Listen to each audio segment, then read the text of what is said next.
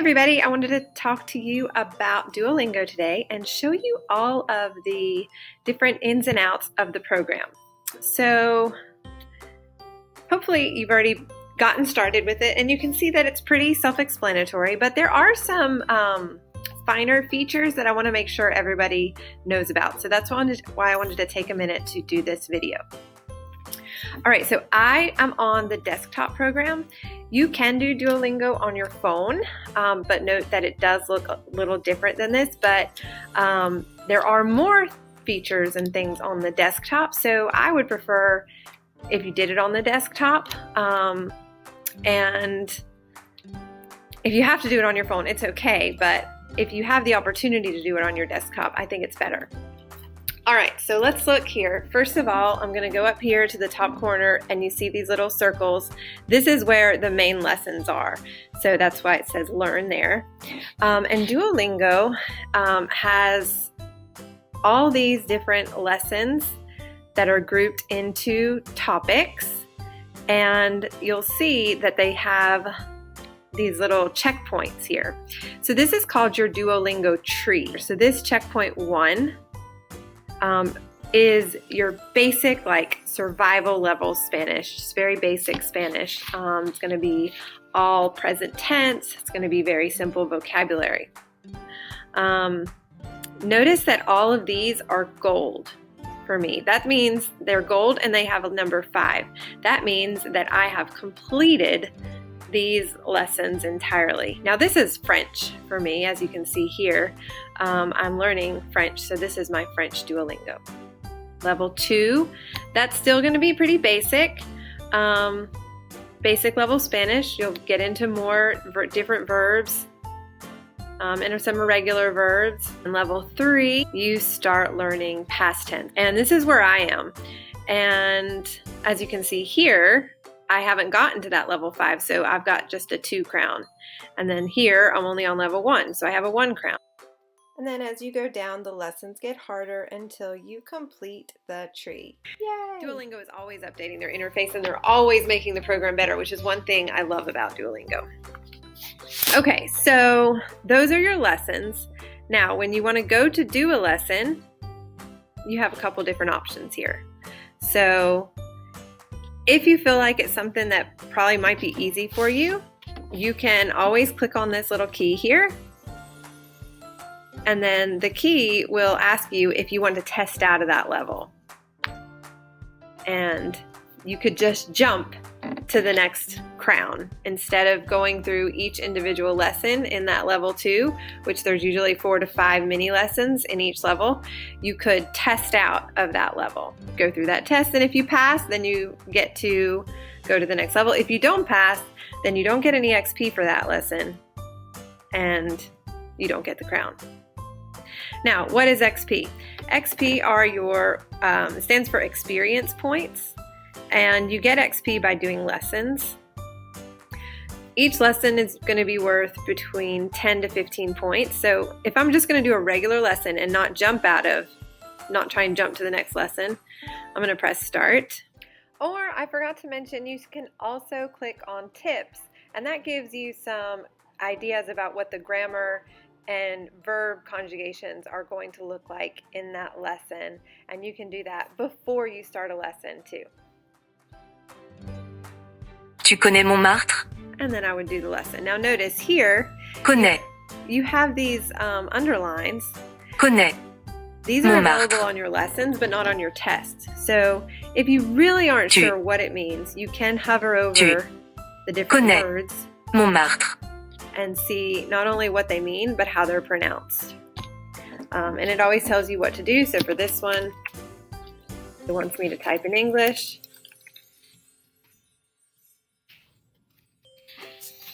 And then you'll press check and continue. The hotel is 300 meters from the train station. So this one, it wants me to type in French.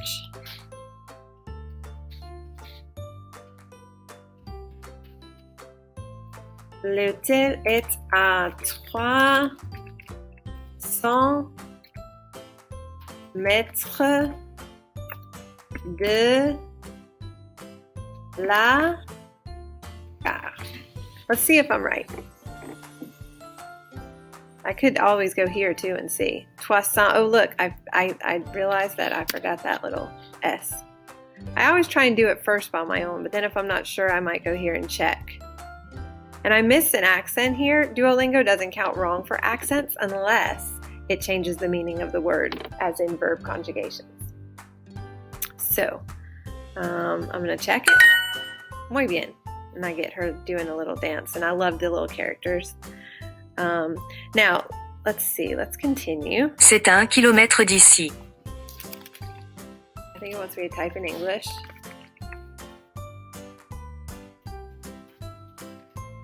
Okay. Muy bien. And across the top here, you see I've got the progress bar. J'habite sur la avenue de Général du Paris. And actually, I think I might need to change that there. And then let's say I'm like really lost and I'm like, you know what? I really have no idea. I could do the word bank. And then instead of having to type it, I can pull up these words. J apostrophe habite sur L apostrophe avenue. See, and I didn't have that right, but now that I have the word bank, it got me that. Sur l'avenue du Général de Gaulle. All right, so let's check it. Muy bien. And let's say you wanted to discuss this and see what other people said about it. You could always click on that discuss, and it brings up sort of like a discussion board. And people talk about the different possible correct answers, or they're like, why is it this way? And people answer one another. All right. Oh, I got a little motivational. You can either, if you want to just fly through these and you don't want to see Duo giving you motivational, you can, that's a setting you can change and get rid of that. And it's a lot easier to use the word bank. So if you want to challenge yourself, you can switch it back and forth. This one, it wants me to speak. And here's what I really want to emphasize, guys. I know you guys sometimes maybe in a place where you can't speak, but if you are in a place where you can speak and listen, it is very important to do these speaking and listening exercises. The text recognition is very good, it's very accurate, and it's really great practice. So let me try this. Montmartre est au nord de la Seine. Montmartre est au nord de la Seine. L'église du Sacré-Cœur est très belle. L'église du Sacré-Cœur est très belle.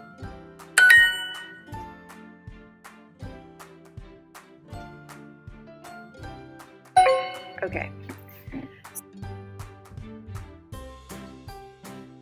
Ce n'est pas à l'ouest de Paris. It isn't, and I got this one wrong earlier, so I need to remember, to the west of Paris. Ce n'est pas à l'ouest de Paris. Ce n'est pas à l'ouest de Paris. It's also good to repeat things that you hear anyway, even if you don't have to, you're not required to. It's good pronunciation practice. And if I wanted to hear it slower, I could click on the little turtle. Ce n'est pas à l'ouest de Paris. So I double check to make sure I got it right. And then that was the last one. It's grading it. So lesson complete, I got 10 XP and I got 4 extra because I only got 1 wrong. The more you get wrong, the less bonus points you get. And then you can go here and you can review your lesson. So you can see which ones you got wrong. And that's helpful for future lessons so you don't make errors, the same errors over and over again. This is how you learn. Mistakes are how you learn. Mistakes are okay, but mistakes will be repeated until they are learned. All right, so continue. So that moved my little gold circle a little bit more. Now let's talk about this. What is this? This is a broken golden circle, and it's very sad. And actually, I have not gone back and fixed these. I have several of them because I wanted to show you guys when I made this video what they look like. Whenever Duolingo's algorithm decides that you need to review a word, it will break that gold circle, and that just helps you to review past information so you don't forget it. Now let's see what else here. When you get a homework assignment, it's going to be here. I don't have, I'm not in anyone's class, so I don't have it, but you will get homework assignments from me, and they'll be here. And if you want to just click on the homework assignment, it'll take you to your next lesson that needs to be done, and then it'll go right towards that. Your daily goal is something that you can change. So I have my goal at 10 XP per day. That's just to keep me in the habit of doing it every day.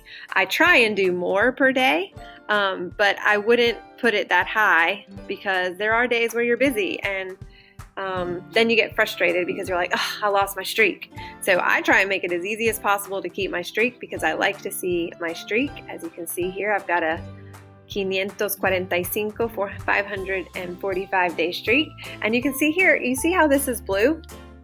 That S is blue. That's last night. That's yesterday because I was up late working and I forgot to do my Duolingo. And so I used a streak freeze. Now, what's a streak freeze? That is here in the shop. Your streak freeze is something you can buy with your little gems that you have here. And I already have one equipped, so I don't need to buy that. But you always want to make sure you have a streak freeze because it's motivating to get your streak, to keep your streak. And as we do the progress reports, I want to see that streak getting higher for you guys. You can do double or nothing, and you get more gems. I mean, why not? I just do that. Stories. Stories are great. I love stories. And they're always adding new stories, which is really nice.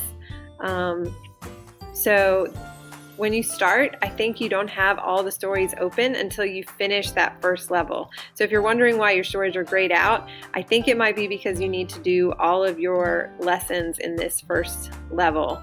And if those lessons are super easy for you, again, use the key to jump up and do those a little faster. They speak a lot slower up here at the top versus down at the bottom. So if listening and understanding is one of those things that's hard for you, then this would be a great place to start.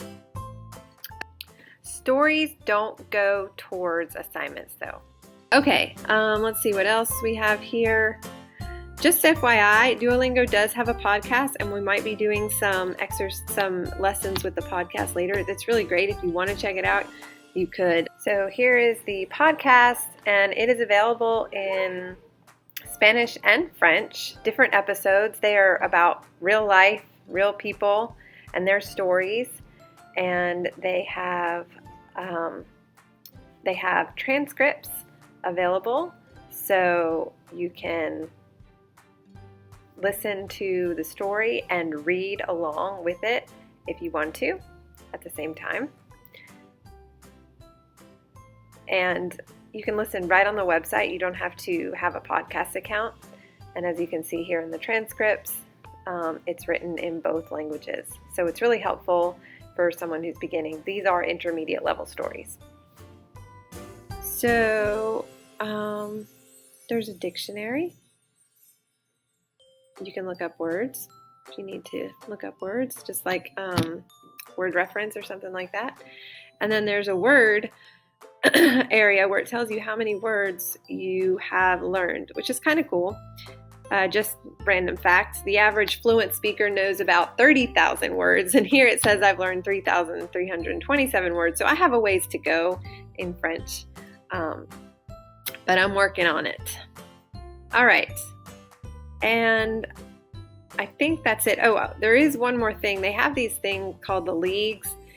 If you like that sort of competition stuff, you can do the leagues. The way it works is if you are in a league, if you are in the top 10, if you finish in the top 10 of that league, by the end of that week, then you advance to the next league. If you finish in the bottom 5, you go down. I happen to be in the Emphasis League. I think there's 10 levels. I really don't pay that much attention to it, but if you're into that sort of thing, go for it. And then, one more thing. On my profile, I want to show you where you can find points. Click on your picture and click on your profile. Then you can see how many points you have. So that's it.